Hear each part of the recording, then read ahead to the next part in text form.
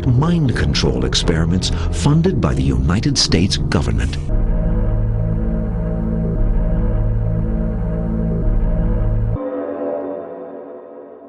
Nineteen fifties to 1960s మధ్యలో అమెరికాలో చాలామంది అమెరికన్స్ని వాళ్ళకి తెలియకుండా, వాళ్ళ కన్సెంట్ లేకుండా డ్రగ్ చేశారు. ఇదేదో మూవీనో లేకపోతే కాన్స్పిరసీ థియరీనో అనుకుంటారేమో, కాదు. ఇది ఒక క్లాసిఫైడ్ సిఐఏ ప్రోగ్రామ్. ఈ ప్రోగ్రామ్ కోసం సిఐఏ అమెరికాలోని ప్రెస్టీజియస్ యూనివర్సిటీస్ నుంచి చాలామంది డాక్టర్స్ని, సైకాట్రిస్ట్ని, సైంటిస్ట్ని రిక్రూట్ చేసింది. స్ట్రేంజ్ విషయం ఏంటంటే ఈ డాక్టర్స్కి, సైంటిస్ట్కి కూడా తెలియదు వాళ్ళు ఎవరి కోసం వర్క్ చేస్తున్నారని అండ్ ఎంత పెద్ద క్రైమ్లో ఇన్వాల్వ్ అవుతున్నారు అని. ఇలాంటి సేమ్ ప్రోగ్రామ్ని యూజ్ చేసి సిఐఏ ఇండియాలో కూడా ఆపరేట్ చేసింది పొలిటీషియన్స్ అండ్ సైంటిస్ట్ మీద. హిస్టరీలో అమెరికన్ గవర్నమెంట్ అఫీషియల్గా డాక్యుమెంట్ చేసిన ఒక సిఐఏ ప్రోగ్రామ్ని ఎంత దాచిపెట్టాలని అనుకున్నా యాక్సిడెంటల్గా బయటపడిన ఒక డార్క్ అండ్ సీక్రెట్ ప్రోగ్రామ్.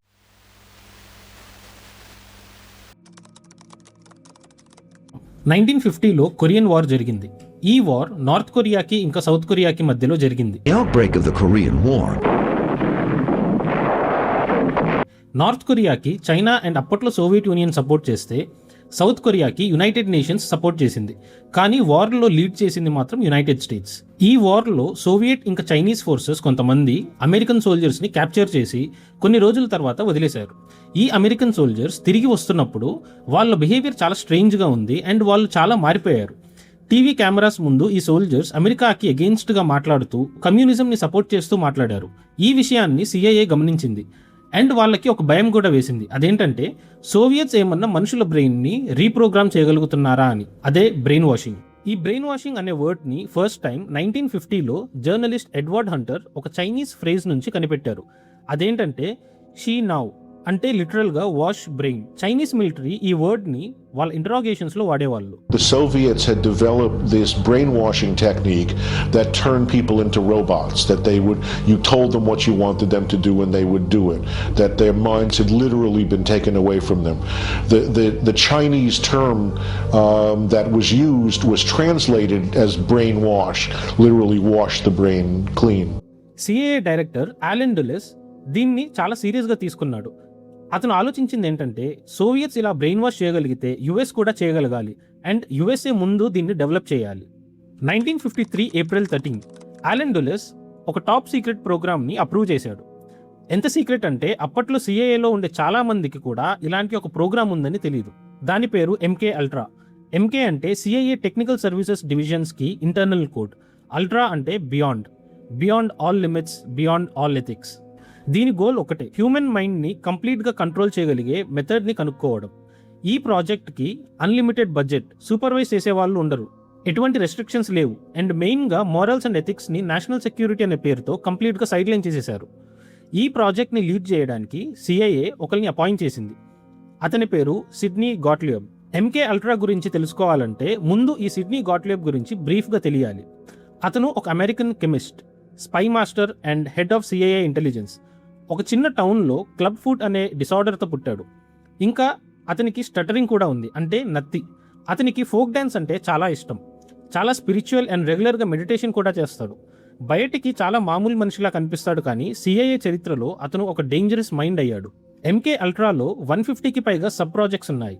కొన్ని ల్యాబ్స్లో జరిగితే ఇంకొన్ని హాస్పిటల్స్లో జరిగాయి. కొన్ని అయితే ఆర్డినరీ మనుషుల మీద జరిగాయి, అది కూడా వాళ్ళకి తెలియకుండా. వీటన్నిటిలో మోస్ట్లీ వాడిన వెపన్ ఎల్ఎస్డి తీసుకున్న మనిషి రియాలిటీతో కంప్లీట్గా డిస్కనెక్ట్ అవుతాడు. డిఫరెంట్ హాలుసినేషన్స్ వస్తాయి, టైం సెన్స్ పోతుంది, మనిషి కంప్లీట్గా వల్నరబుల్ అవుతాడు. ఆ స్టేట్లో ఏం చెప్పినా నమ్ముతాడు, ఏదైనా కన్ఫెస్ చేస్తాడు. గాట్లియబ్ ఆలోచించాడు, ఇదే perfect truth serum, Soviet spice మీద యూస్ చేద్దాం అని. కానీ టెస్ట్ చేయాలంటే హ్యూమన్స్ మీద ఎక్స్పెరిమెంట్ చేయాలి, అది కూడా వాళ్ళకి తెలియకుండా చేయాలి. సిఐఏ ముందు వాళ్ళ ఓన్ ఏజెంట్స్ మీదే సీక్రెట్గా డ్రగ్ చేశారు. ఆఫీస్ పార్టీస్లో, మీటింగ్స్లో, డ్రింక్స్లో ఎవరికి చెప్పకుండా ఎల్ఎస్డీని మిక్స్ చేశారు. తర్వాత వాళ్ళ బిహేవియర్ని అబ్జర్వ్ చేసేవారు. సెకండ్ ఫేజ్లో వాళ్ళు హాస్పిటల్స్లో, ప్రిజన్స్లో, మెంటల్ ఇన్స్టిట్యూషన్స్లో డ్రగ్ చేశారు. ఎందుకంటే అక్కడ ఉండేది పేషెంట్స్ అండ్ వాళ్ళు కంప్లైంట్ చేసినా ఎవరు వినరు, పట్టించుకోరు కాబట్టి. 1955 San Francisco. CIA agent George white అనే నార్కోటిక్స్ ఆఫీసర్కి ఒక స్పెషల్ అసైన్మెంట్ వచ్చింది. అతను శాన్ ఫ్రాన్సిస్కోలో ఒక అపార్ట్మెంట్ తీసుకుని దాన్ని ఒక ఫేక్ బ్రోతల్గా సెటప్ చేశాడు. సిఐఏ కింద పనిచేసే కొంతమంది సెక్స్ వర్కర్స్తో అక్కడికి వచ్చిన వాళ్ళ డ్రింక్స్లో సీక్రెట్గా ఎల్ఎస్డీని మిక్స్ చేసేవారు. ఆ రూమ్లో వన్ వే మిర్రర్ వెనకాల సిఐఏ ఏజెంట్స్ కూర్చుని వాళ్ళ బిహేవియర్ని అబ్జర్వ్ చేసేవారు, రికార్డ్ చేసేవారు అండ్ నోట్స్ కూడా తీసుకునేవారు. ఇది ఇలా CIA ఇచ్చిన మనీ అండ్ అప్రూవల్తో 9 years రన్ అయింది. జార్జ్ వైట్ చనిపోయే ముందు గాట్లియబ్కి ఒక లెటర్ రాశాడు. అందులో it was fun fun fun, where else could a red blooded American boy lie, kill and cheat, steal, deceive and rape with the sanction and blessing of the all highest. And what of George White, the man who helped the agency in so many of its programs? And shortly before his death, he wrote to his boss at the CIA, Dr. Sidney Gottlieb, "It was fun, fun, fun. Where else could a red-blooded American boy lie, kill, and cheat, steal, deceive, rape, and pillage with the sanction and blessing of the all highest?" MK Ultra కేవలం అమెరికాలోనే కాదు, CIA doctor Donald even Cameron అనే ఒక Scottish సైకియాట్రిస్ట్ని recruit చేసింది. అతను కెనడాలోని మాంట్రియల్లో పనిచేసేవాడు. వరల్డ్లో most respected సైకియాట్రిస్ట్లో ఒకడు. అతని థియరీ ఏంటంటే బ్రెయిన్ని కంప్లీట్గా ఎరేస్ చేసి ఫ్రెష్గా రీప్రోగ్రామ్ చేయవచ్చు అని. అతను దీన్ని సైకిక్ డ్రైవింగ్ అని చెప్పేవాడు. Their psychiatrist Dr. Ewan Cameron is attempting to cure mental illness using a process called de-patterning. అతని దగ్గరికి సింపుల్ డిప్రెషన్తో వచ్చిన పేషెంట్స్ని వాళ్ళకి చెప్పకుండా కొన్ని వీక్స్ వరకు డ్రగ్ ఇండ్యూస్డ్ స్లీప్లో ఉంచేవాడు. ఎలక్ట్రోషాక్ థెరపీ రిపీటెడ్గా చేసేవాడు. హెడ్ఫోన్స్ ద్వారా సేమ్ రికార్డెడ్ మెసేజెస్ రోజుకి కనీసం 16 hours ప్లే చేసేవాడు. ఆ పేషెంట్స్ కాన్షియస్లోకి వచ్చినప్పుడు వాళ్ళకి అసలు ఏం గుర్తుండేది కాదు. అంటే వాళ్ళ పేరు, వాళ్ళ ఏజ్, ఇంకా ఏ విషయాలు తెలియదు. వాళ్ళ ఫ్యామిలీ మెంబర్స్ని కూడా రికగ్నైజ్ చేయలేరు. ఆఖరికి టాయిలెట్కి ఎలా వెళ్ళాలో కూడా తెలియదు. నార్మల్ పేషెంట్స్గా వచ్చిన వాళ్ళు తిరిగి బ్రోకెన్ హ్యూమన్స్గా వెళ్లారు. ఇలాంటి హ్యూమన్ టెస్టింగ్ కోసం CIA కామెరాన్కి హ్యూజ్ అమౌంట్స్లో ఫండింగ్ చేసింది. తర్వాత 1988లో CIA 9 కెనడియన్ విక్టిమ్స్కి $750,000 సెటిల్మెంట్ పే చేసింది. అఫీషియల్గా ఐడెంటిఫై అయింది 9 members మాత్రమే. కానీ ఇలా ఇంకెంతమంది ఉన్నారో ఎవరికీ తెలియదు. ఫ్రాంక్ ఆల్సన్, అతను CIAకి వర్క్ చేసే ఒక ఆర్మీ సైంటిస్ట్. బయోలాజికల్ వార్ఫేర్ మీద రీసెర్చ్ చేసేవాడు. అతనికి ఒక వైఫ్ అండ్ 3 పిల్లలున్నారు. 1953 November 19 CIA deep creek lake దగ్గర ఒక రిట్రీట్ని ఆర్గనైజ్ చేసింది. సీనియర్ సైంటిస్ట్, CIA అఫీషియల్స్ అందరూ గ్యాదర్ అయ్యారు. రాత్రి డిన్నర్ తర్వాత డ్రింక్స్ సర్వ్ చేశారు. గాట్లియబ్ ఆ డ్రింక్స్లో సీక్రెట్గా LSDని మిక్స్ చేశాడు. 20 minutes తర్వాత గాట్లియబ్ నవ్వుతూ అక్కడ ఉన్న వాళ్ళకి ఇలా చెప్పాడు, మీ డ్రింక్స్లో LSD మిక్స్ చేశాను అని. ఆ రాత్రి ఫ్రాంక్ ఆల్సన్కి హాలుసినేషన్స్ వచ్చాయి. ఏం జరుగుతుందో అర్థం కాలేదు. కంప్లీట్గా బ్రేక్ అయ్యాడు. ఫ్రాంక్ ఆల్సన్ ఇంటికి వెళ్ళి డిన్నర్ టేబుల్ దగ్గర ఫ్యామిలీతో కూర్చున్నాడు. కానీ ఏం తినలేదు, మాట్లాడలేదు. అతని వైఫ్కి ఒక సెంటెన్స్ సీరియస్గా చెప్పాడు, I have made a terrible mistake. కొన్ని రోజుల తర్వాత అతని పరిస్థితి చాలా వర్స్ అయింది. CIA అతన్ని మానిటర్ చేయడానికి న్యూయార్క్లో హోటల్ స్టాట్లర్లో ఉంచింది. November 28, 1953 రాత్రి Frank Olson 13th floor window నుండి కింద పడి చనిపోయాడు. CIA సూసైడ్ అని చెప్పింది. కానీ 1994లో అతని డెడ్ బాడీని తవ్వి ఫారెన్సిక్ ఎగ్జామినేషన్ చేశారు. ఫారెన్సిక్ ఎక్స్పర్ట్ రిపోర్ట్ చెప్పింది ఏంటంటే అతను విండో నుండి కింద పడి చనిపోలేదు. అతని తల మీద ఒక బ్లంట్ ఫోర్స్ ఎవిడెన్స్ ఉంది. అది విండో గ్లాస్ వల్ల కాదు, ఎవరైనా బలంగా కొట్టి తర్వాత విండో నుండి పడేసి ఉంటారు అని. ఒక మనిషి, 3 పిల్లలు, ఒక బ్రోకెన్ ఫ్యామిలీ, జీరో జస్టిస్. ఇప్పుడు అసలు క్వశ్చన్కి వస్తా. ఈ ప్రాజెక్ట్ MK Ultra ఇండియాతో ఎలా కనెక్ట్ అవుతుంది? MK Ultra అనేది ఒక ఐసోలేటెడ్ ప్రోగ్రామ్ కాదు. ఇది CIA బ్రాడర్ కోల్డ్ వార్ స్ట్రాటజీలో జస్ట్ ఒక పార్ట్ మాత్రమే. అదే CIA సేమ్ ఎరాలో ఇండియాలో చాలా డీప్గా ఆపరేట్ చేసింది. డీక్లాసిఫైడ్ డాక్యుమెంట్స్ చెప్పేది ఏంటంటే కేరళ 1957లో కేరళలో world's first democratically elected communist government వచ్చింది. EMS నంబూదిరిపాట్ లీడర్షిప్లో. CIAకి ఇది నచ్చలేదు. CIA ఇంకా MI6 కలిసి ఇండియన్ నేషనల్ కాంగ్రెస్ లీడర్స్తో కోఆర్డినేట్ చేసి కేరళ కమ్యూనిస్ట్ గవర్నమెంట్ని దించడానికి కోవర్ట్ ఆపరేషన్స్ చేశాయి. ఎలా అంటే స్ట్రైక్స్ని ఆర్గనైజ్ చేశారు, ప్రొటెస్ట్ని ఫండ్ చేశారు, మీడియాని మ్యానిపులేట్ చేశారు. మీకు ఆల్మోస్ట్ ఇలాంటి ప్యాటర్న్ ఇప్పుడు కూడా కనిపించింది ఇండియాలో ఇంకా సరౌండింగ్ నైబరింగ్ కంట్రీస్లో. 1959లో నెహ్రూ గవర్నమెంట్ ఆర్టికల్ 356ని యూజ్ చేసి కేరళ గవర్నమెంట్ని డిస్మిస్ చేసింది. దీని వెనక CIA ఉంది. మీడియా, CIA మన ఇండియన్ మీడియాని చాలా వరకు కంట్రోల్ చేసింది. ది ఏషియా ఫౌండేషన్ అనే CIA ప్రొప్రైటరీ ఆర్గనైజేషన్ ఇండియాలో చాలా ఎక్స్టెన్సివ్గా ఆపరేట్ చేసింది. మీడియా, ఎడ్యుకేషన్, ఇంటలెక్చువల్ ఎక్స్చేంజెస్ని ఫండ్ చేస్తూ అమెరికన్ పర్స్పెక్టివ్స్ని ప్రమోట్ చేసింది. 1968లో న్యూఢిల్లీ CIA సబ్సిడీస్ని డిస్కవర్ చేసి ఎక్స్పెల్ చేసింది. మీరు చదివే న్యూస్ పేపర్స్, మీరు వినే ఒపీనియన్స్, వాటిలో కొన్ని CIA ఫండెడ్ అయి ఉండవచ్చు. Dark chapter in Indian history.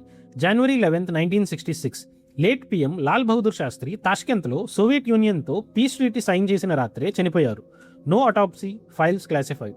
January 24, 1966 అంటే 13 days తర్వాత India's greatest nuclear scientist Homi Jehangir Bhabha Air India flight 101లో మాంట్ బ్లాంక్ ఆల్ప్స్లో క్రాష్ అయి చనిపోయారు. అతనితో పాటు 117 మంది కూడా చనిపోయారు. Official reason pilot error. కానీ ఇక్కడ ఇంట్రెస్టింగ్ విషయం ఏంటంటే అక్టోబర్ 1965లో అంటే క్రాష్కి 3 months ముందు జహంగీర్ బాబా ఆల్ ఇండియా రేడియోలో ఏం చెప్పారంటే ఇండియా గనక పర్మిషన్ ఇస్తే 18 monthsలో న్యూక్లియర్ బాంబ్ని తయారు చేయగలను అని. ఈ విషయం సిఐఏని అలర్ట్ చేసింది. ఆ టైంలో అమెరికా ఇంకా Soviet union nuclear non proliferation ట్రీటీని డ్రాఫ్ట్ చేస్తున్నారు. అంటే కొత్త కంట్రీస్ న్యూక్లియర్ పవర్ కాకుండా ఆపడానికి ఒక ట్రీటీ. ఒకవేళ ఇండియా న్యూక్లియర్ బాంబ్ని తయారు చేస్తే ఆ ఎంటైర్ ప్లాన్ ఫెయిల్ అవుతుంది. ఇక్కడ ఒక డిస్క్లైమర్, 2008లో ఒక బుక్ వచ్చింది, కాన్వర్జేషన్స్ విత్ ది క్రో. అందులో రాబర్ట్ క్రోలీ అనే ఒక ఫార్మర్ సిఐఏ ఆఫీసర్ బాబా గురించి చాలా సస్పిషియస్ కామెంట్స్ చేశాడు. కానీ ఈ బుక్ అథెంటిసిటీని చాలా మంది హిస్టోరియన్స్, జర్నలిస్ట్ క్వశ్చన్ చేశారు. సో దీన్ని నేను ఫ్యాక్ట్గా చెప్పను, కానీ ఇది ఈ కాన్స్పిరసీ థియరీని స్ట్రాంగ్ చేస్తుంది. ఆ బుక్లో రాబర్ట్ క్రౌలీ జహంగీర్ బాబా గురించి ఏమన్నాడంటే, that one was dangerous, believe me, he had an unfortunate accident, he was flying to Vienna to stir up more trouble when his Boeing 707 had a bomb go off in the cargo plane. ఆ ఎయిర్ప్లేన్లో CIA bomb plan చేసిందా? మీరేమనుకుంటున్నారో comment చేయండి. Official investigation pilot error అని declare చేశారు. Airplane crash కాబట్టి black box ఉంటుంది, కానీ అదేంటో black box కూడా రికవర్ కాలేదు. జహంగీర్ బాబా క్రాష్ కి కొన్ని డేస్ ముందే లాల్ బహదూర్ శాస్త్రి మరణించారు. Both wanted to make India a nuclear power. Coincidence లేదా సంథింగ్ డాకర్? నేనేమి ఫైనల్ ఆన్సర్కి రావట్లేదు, ఎందుకంటే ఫైల్స్ అన్ని క్లాసిఫైడ్గా ఉన్నాయి, ఎవిడెన్స్ ఇన్కంప్లీట్గా ఉంది. కానీ సిఐఏ ఇండియాలో ఆపరేట్ చేసింది, కేరళలో, మీడియాలో, పాలిటిక్స్లో, ఇవన్నీ చాలా డీక్లాసిఫైడ్ డాక్యుమెంట్స్లో కన్ఫర్మ్ అయినాయి. మరి India's greatest nuclear scientist death coincidence మాత్రమేనా? 1973 వాటర్ గేట్ స్కాండల్ అమెరికాని షేక్ చేసింది. సిఐఏ డైరెక్టర్ రిచార్డ్ హెమ్స్కి భయం వేసింది, ఎంకే అల్ట్రా కూడా ఎక్స్పోజ్ అయిపోతుందేమో అని. అతను ఇమీడియట్గా ఒక ఆర్డర్ ఇచ్చాడు, ఎంకే అల్ట్రా ప్రాజెక్ట్కి related A documents and evidence ఉండకూడదు అని. థౌజండ్స్ ఆఫ్ డాక్యుమెంట్స్ని డిస్ట్రాయ్ చేశారు.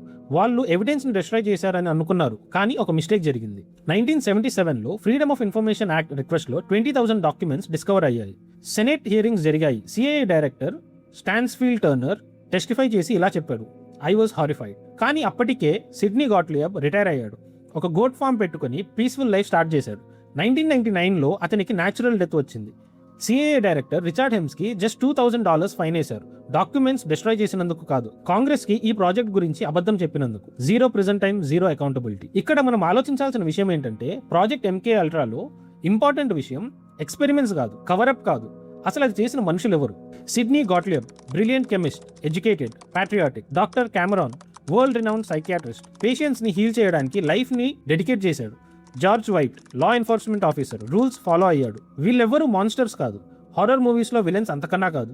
వీళ్ళు just ordinary, educated, highly intelligent మనుషులు, బట్ చాలా డార్క్ థింగ్స్ చేశారు. ఎందుకు? ఈవిల్ అనేది ఎక్స్ట్రాడినరీ మాన్స్టర్స్ చేయరు, జస్ట్ ఆర్డినరీ మనుషులు సిస్టమ్స్ లో కొంచెం కొంచెం ఒక్కో స్టెప్ చేసినప్పుడు మాత్రమే జరుగుతుంది. గాట్లియబ్ ఫస్ట్ డే నుండి మాన్స్టర్ కాదు.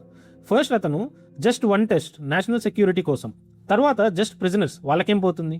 దాని తర్వాత just homeless people, nobody cares. తర్వాత ఆపరేషన్ మిడ్ నైట్ క్లైమాక్స్. అందులో డాక్టర్ కెమెరాన్ ఇంకా ఫ్రాంక్ ఆల్సన్ కూడా ఇలా అనుకునే చేశారు. ప్రతి స్టెప్ లో ఇది నేషనల్ సెక్యూరిటీ కోసమో లేకపోతే ఫ్యూచర్ లో మంచి కోసమో అని జస్టిఫై చేసుకున్నారు. సైకాలజిస్ట్ దీన్ని మారల్ డిసెంగేజ్మెంట్ అంటారు. మీరు ఒక సిస్టమ్ లో పనిచేస్తున్నారు, మీ బాస్ అప్రూవ్ చేశాడు, గవర్నమెంట్ శాంక్షన్ చేసింది, నేషనల్ సెక్యూరిటీ కోసం చేస్తున్నామని చెప్పారు. ఆ మొమెంట్ లో విక్టిమ్స్ మనుషులు కాదు, వాళ్ళు జస్ట్ ఒక టెస్ట్ సబ్జెక్ట్స్ మాత్రమే, నంబర్స్ గా మిగిలిపోతారు. అలాంటి సిచ్యువేషన్ లో వాళ్ళ కాన్షియస్ షట్ డౌన్ అవుతుంది, ఈవిల్ జరగటానికి ఒక పాసిబిలిటీ ఉంటుంది. ఇది జస్ట్ ఎంకే అల్ట్రాలో మాత్రమే కాదు, నాజీ జర్మనీలో డాక్టర్స్ హాస్పిటల్స్ లో ఎక్స్పెరిమెంట్ చేశారు సైన్స్ కోసం అని. స్టాలిన్స్ సోవియట్ యూనియన్ లో మిలియన్స్ గులాగ్ లో మరణించారు కమ్యూనిజం కోసం అని. బ్రిటిష్ ఇండియాలో ఫెమైన్స్ లో 30 lakh మంది చనిపోయారు ఎంపైర్ స్టెబిలిటీ కోసం అని. మరి 1950s ఇండియాలో సిఐఏ చేసింది కమ్యూనిజం ని ఆపడం కోసమని. ఏ ఐడియాలజీ అయినా, ఏ కంట్రీ అయినా, ఏ ఎరా అయినా, power plus no accountability plus larger purpose always leads to atrocities. ఇది చరిత్ర పదే పదే ప్రూవ్ చేస్తూనే ఉంది. The only protection accountability, oversight, transparency. ఏ గవర్నమెంట్ ని అయినా బ్లైండ్ గా ట్రస్ట్ చేయకూడదు, గవర్నమెంట్ ని క్వశ్చన్ చేయగలగాలి, అకౌంటబుల్ చేయగలగాలి. ఈ వీడియో అండ్ నా ఎక్స్ప్లెనేషన్ మీకు నచ్చితే లైక్ చేసి ఎంకరేజ్ చేయండి. ఇంకా ఇలాంటి మంచి ఇంట్రెస్టింగ్ వీడియోస్ మీ ముందుకు తీసుకొస్తా.